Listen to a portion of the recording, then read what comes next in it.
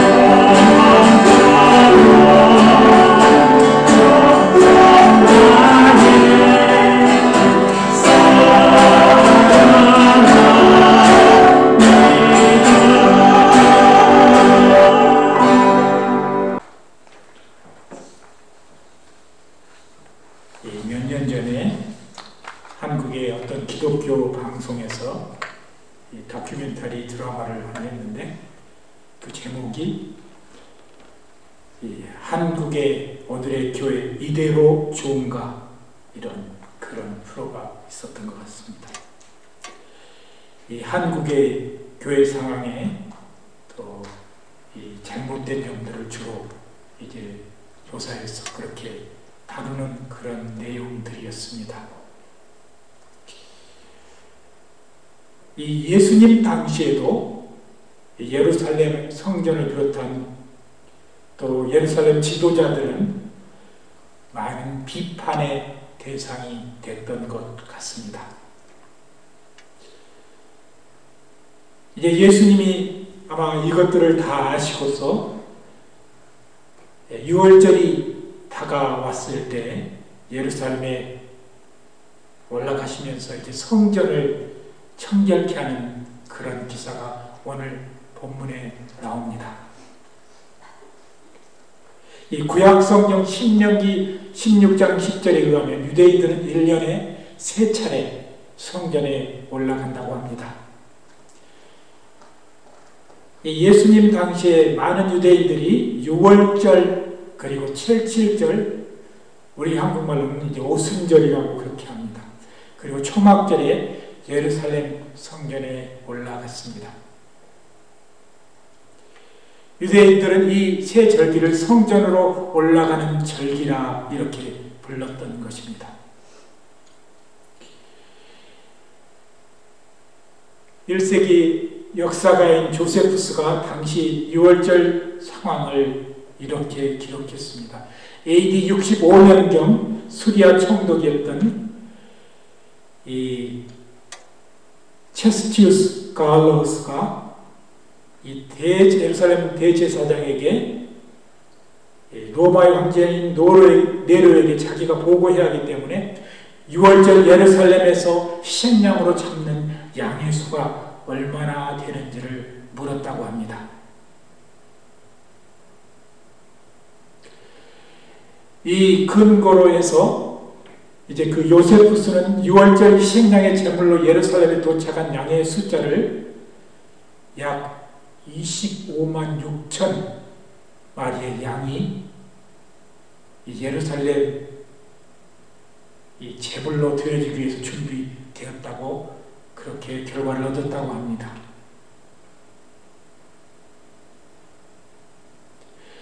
학자들은 이 희생양의 숫자에 근거하여 절기에 참여한 이 모든 사람들의 수를 대략 집적했던 것 같습니다.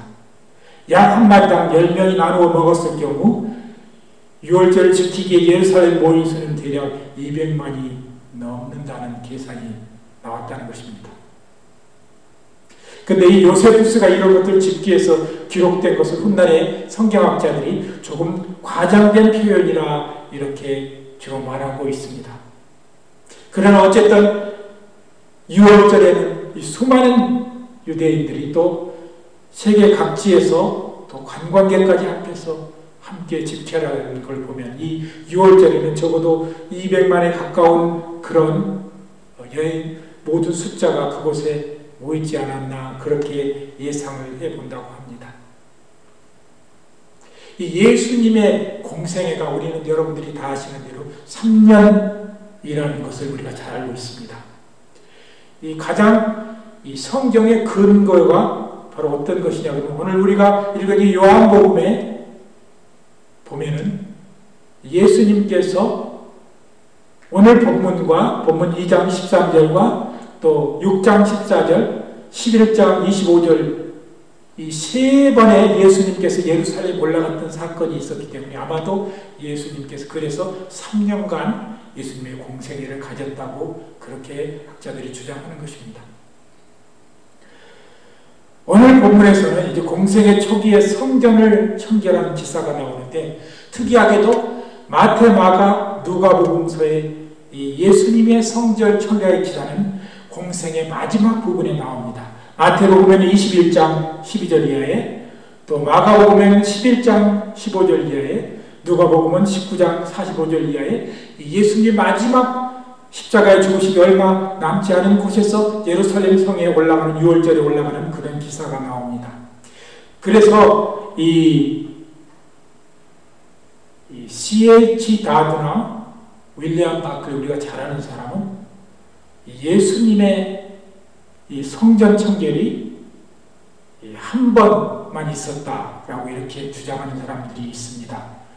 대개 그래서 이 요한복음에 나오는 2장에 나오는 이 성전 청결은 예수님께서 이 마지막 부분에 했던 것을 조금 앞당겨서 기록했다 그렇게 주장하는 그런 주장들을 합니다. 그러나 대부분의 많은 신학자들 특별히 머레이 같은 신학자는 분명히 예수님은 2번의 성전 청결을 했다. 처음에 공생애를 시작하면서 예루살렘 성의 그 부패된 그런 모습을 보면서 성전 안에 모든 그런 장사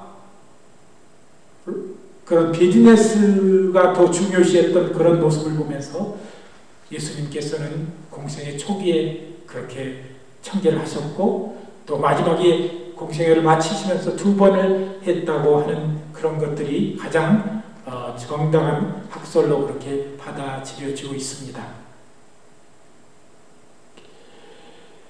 이 예수님께서 이 성전을 청결하시면서 제일 먼저 하신 말씀이 내 아버지 집을 장사의 소굴로 만들었다고 그렇게 말씀하고 그들을 꾸짖고 거룩한 분을 내고 계심을 보게 됩니다. 사실 레위기 1장에 보면 성전의 제물은 빈부의 차이를 따라 바쳤고 원래 먼 거리에서 동물을 직접 몰고 와서 바친 것이었습니다.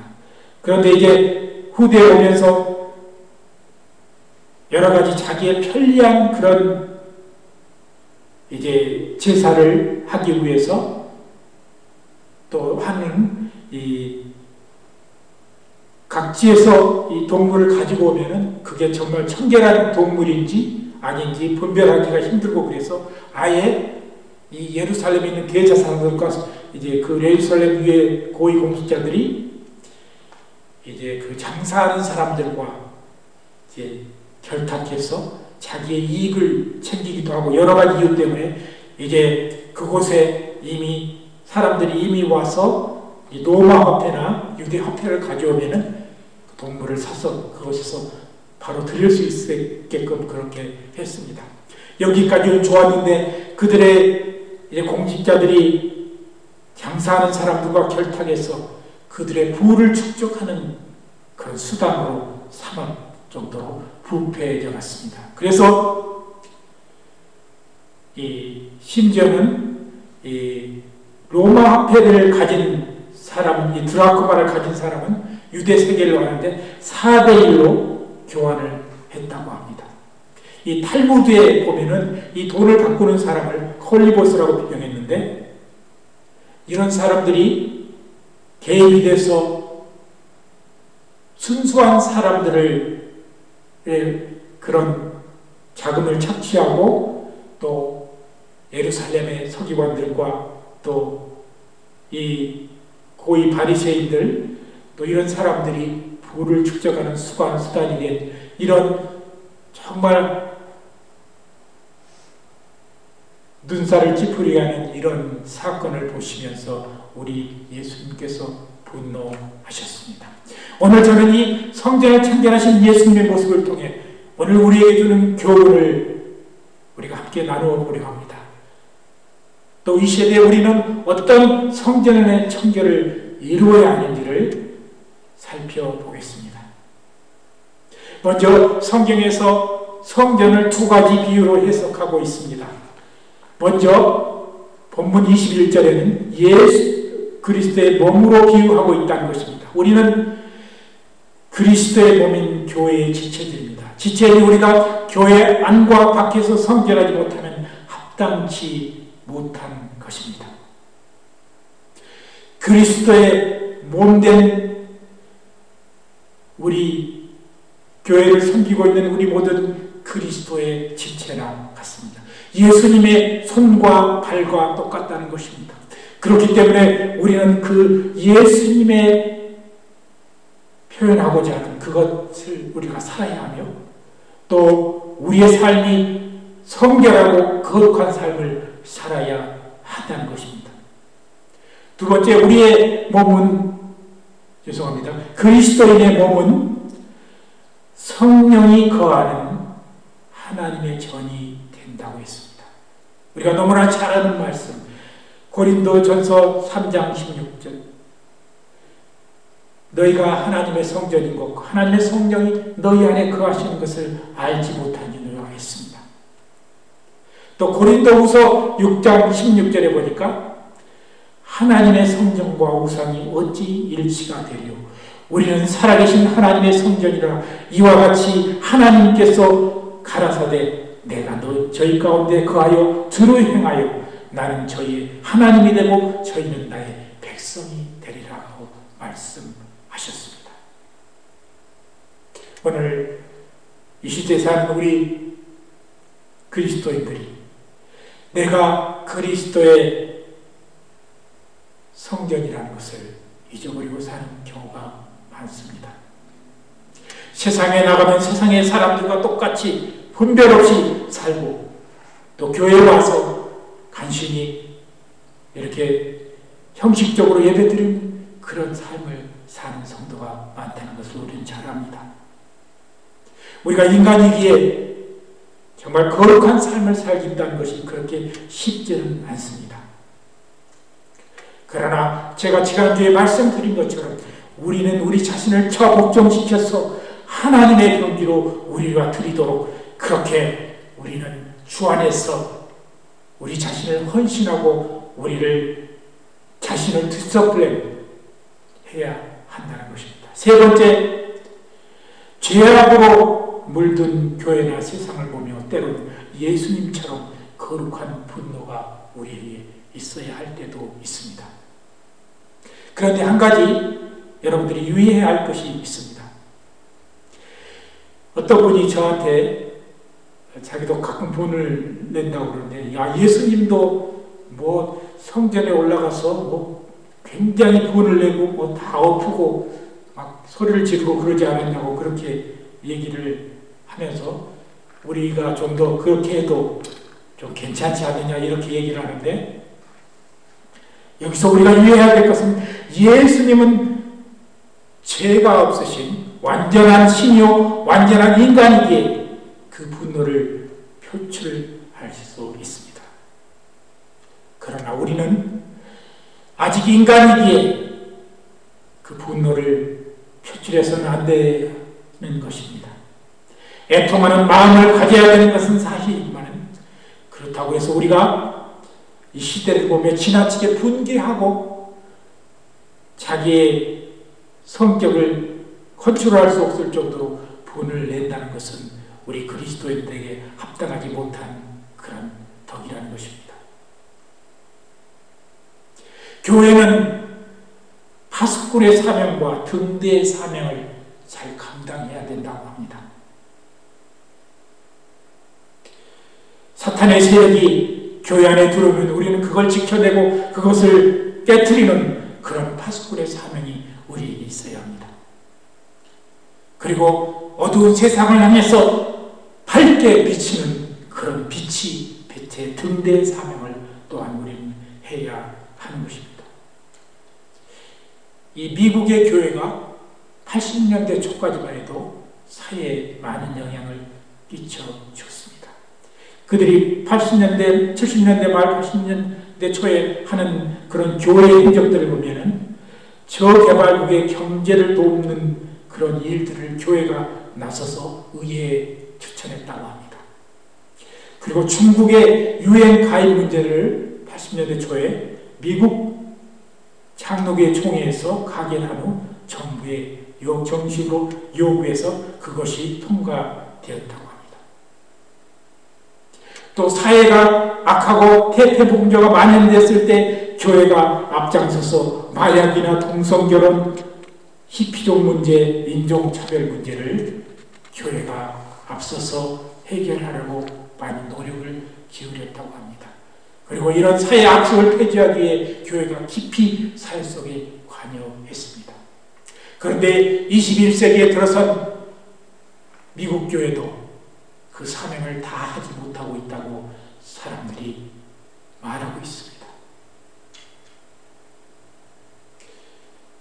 이 한국 교회는 보면은 이 정치적으로 이 관여는 잘 많이 하는 것 같아요. 그런데 보면은 관여하는 것이 뭐 대통령을 우리가 누구를 뽑을 것인가, 그 사회의 문제는 뒤로 하고 대통령을 누구를 교회에서 지지를 할 것인가, 이런 정도. 그런데 여러분, 우리 일제강점기에 우리 한국의 교회는 금연운동을 비롯해서 여러 가지 사회 태폐 풍조를 대치하는 그런 운동을 가장 앞서서 했던 것이 한국의 교회라는 사실을 우리는 알아야 합니다. 가장 힘들고 가장 어려운 그 시절에도 우리 교회 성도, 우리의 믿음의 성지들은 그렇게 나라를 위해서, 하나님의 나라를 위해서 그렇게 자신들을 드렸던, 헌신하고 그리고 교회가 개혁해갔던 것을 우리는 보면서 우리가 부끄러워할 줄을 알아야 한다는 것입니다. 야고보서 1장 22절 23절에 너희는 도를 행하는 자가 되고 듣기만 하여 자신을 속이는 자가 되지 말라. 누구든지 도를 듣고 행치 아니하면 그는 거울로 자기의 생긴 얼굴을 보는 사람과 같으니라 했습니다. 미국의 오클라호마의 시골에 한 교회 새로운 목사님이 부임했습니다. 하게 되었는데, 목사님이 이제 주일 첫 설교를 하시기 전에 그 교회 교부 쪽부를 보면서 성도 가정마다 이렇게 신방에서 함께 기도하고, 며칠부터 제가 와서 교회에서 이제 정식 담임 목사로 그렇게 목회를 시작하니 교회에 이제 첫 예배만이라도 좀 나와 주십시오라고 가정에 신방 가서 기도하고 그렇게 기도했습니다. 이제 목사님이 첫 취임 예배를 드린 그날 교회 성도들이 몇 사람 나오지 않았음을 목사님이 느끼고 목사님이 행한 그런 계획이 하나 있었습니다. 모든 교회 성도들에게 우리 교회에 어떤 사람의 장례식이 며칠 날 있는데 가시는 사람을 위로하기 위해서 꼭 이번 그런 장례 예배에는 참석해 주십시오 라고 그렇게 공문을 보냈습니다. 많은 사람들이 교회에 왔습니다. 그리고 앞에 관이 하나 놓여 있습니다. 이제 사람들이 뷰잉할 때가 돼서 그 관의 문을 열었는데 사람마다 한 사람씩 와서 봅니다. 그런데 그 관 속에는 거울이 하나 놓여 있습니다. 오는 사람마다 그 관 앞에서는 자신의 관 속에 있는 자신의 모습이 보였습니다. 목사님이 설교에서 하시는 말씀이 예수 그리스도를 믿는 교인이라 하고 교회에 나와 예배를 드리지 않는 것은 마치 관 속에 거울에 있는 자신이 죽은 것과 같습니다 라고 이렇게 얘기했다는 예화가 있습니다. 오늘 우리 시대에 사는 교회에는 살아 다시 움직여야 합니다. 사람들이 오히려 손가락질하고 외면하는 그런 교회가 아니라 몇 사람 소수의 숫자가 모인다 할지라도 진정 그리스도 안에서 함께 아름다운 주님의 제자의 삶을 사는 그런 교회의 모습으로 우리는 다시 돌아가야 하는 것입니다. 그리고 끝으로 주님의 저는 내 아버지의 집입니다. 오늘날 교회를 나의 집으로 생각하며 나 중심적인 것과 세상적인 것을 갖고 교회에 들어와서 장식하려는 사람들이 있습니다. 예수님이 책망한 이 헤롯 성전은 물론 예수님께서는 너희가 이 성전을 헐라 내가 사흘 만에 일으키리라 이렇게 자기 자신 몸에 대해서 예수님의 죽으심과 부활을 얘기했지만 실질적으로 예수님이 책망한 이 헤롯 성전은 그때 당시 46년간 예수님 때 지어졌다고 하는데 이제 30년을 더 공사해서 80여 년 공사하고서 63년, AD 63년에 완공되었습니다. 그런데 불과 7년 만에 AD 70년에 로마의 티투스가 이끄는 군대 위에서 돌 위에 돌 하나도 남지 아니하고 완전히 부서져 버리고 말았다는 그런 아이러니컬한 사건을 우리는 잘 알고 있습니다.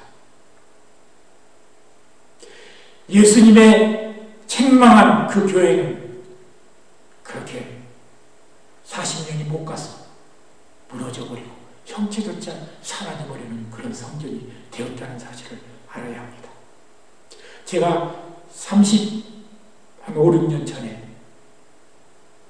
한 여기 교회에 와서 교회의 모습을 이제 보았는데, 그때 당시 큰 교회 중에 한 서너 교회가 이 교회를 굉장히 외식하는 비슷하게 교회에 선전을 한 것 같아요. 우리 교회는 많이 배운 분들이 많이 옵니다. 또 인텔리들이 많이 옵니다. 목사님이 직접 그런 말을 저희 아버님한테 만나서 하는 경우를 제가 들었는데, 또 어떤 교회는 교회 형식을 아주 고차원적인 찬양이나 또 다른 사람 보기에 아주 멋있는 예배를 드렸습니다. 그런데 35년이 지난 그 두 교회는 모습도 없이 벌써 사라져 버린 것을 저는 보게 됩니다. 예수님의 몸된 교회는 주님이 책망을 받아서는 안 되는 것입니다. 이제 말씀을 맺겠습니다. 여러분, 성전이란 말이 헬라어로 두 가지가 있습니다.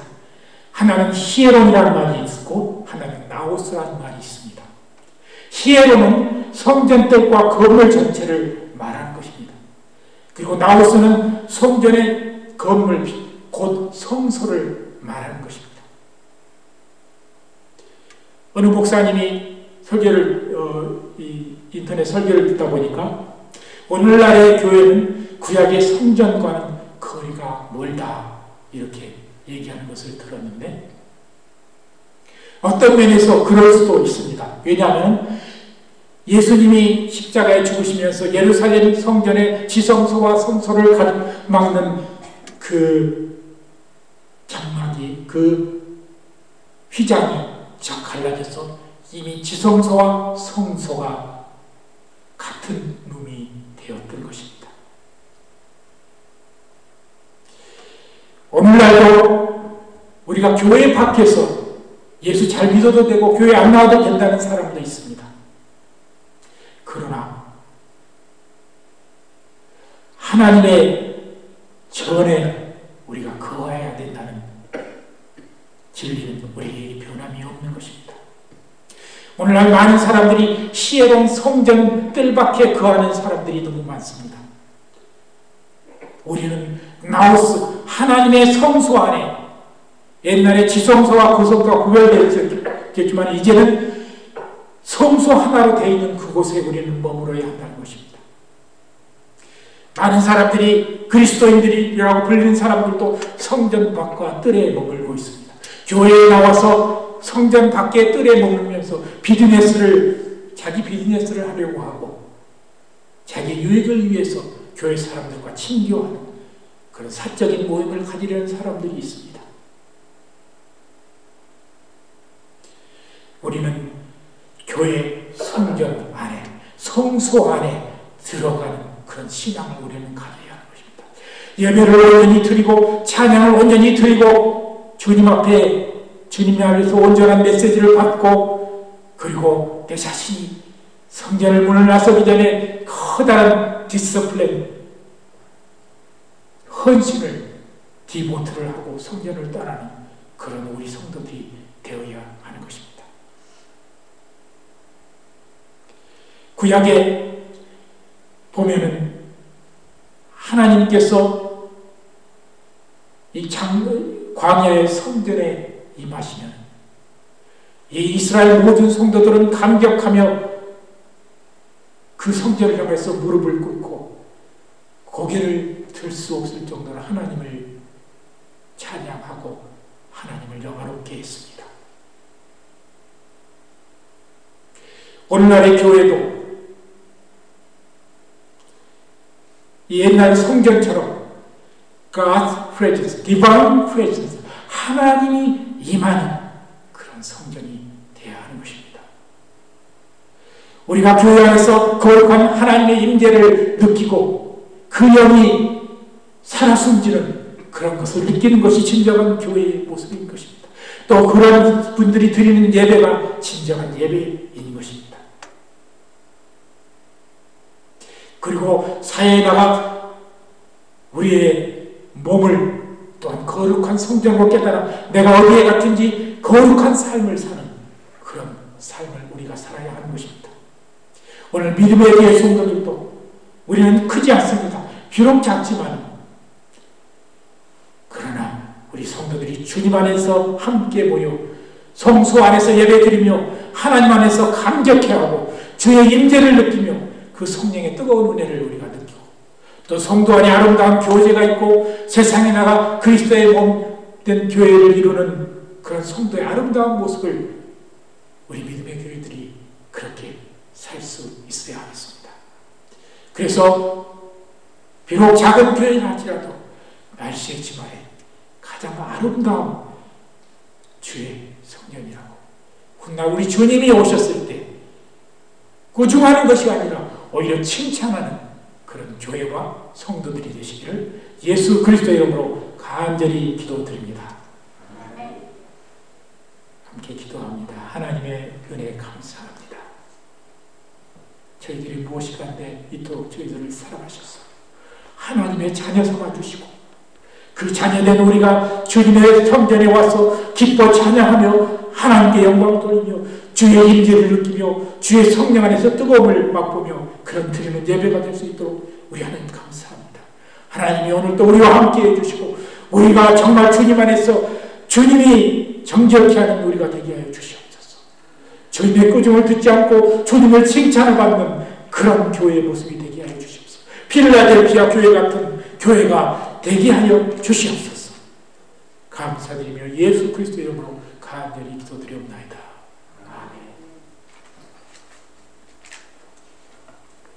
우리 찬송가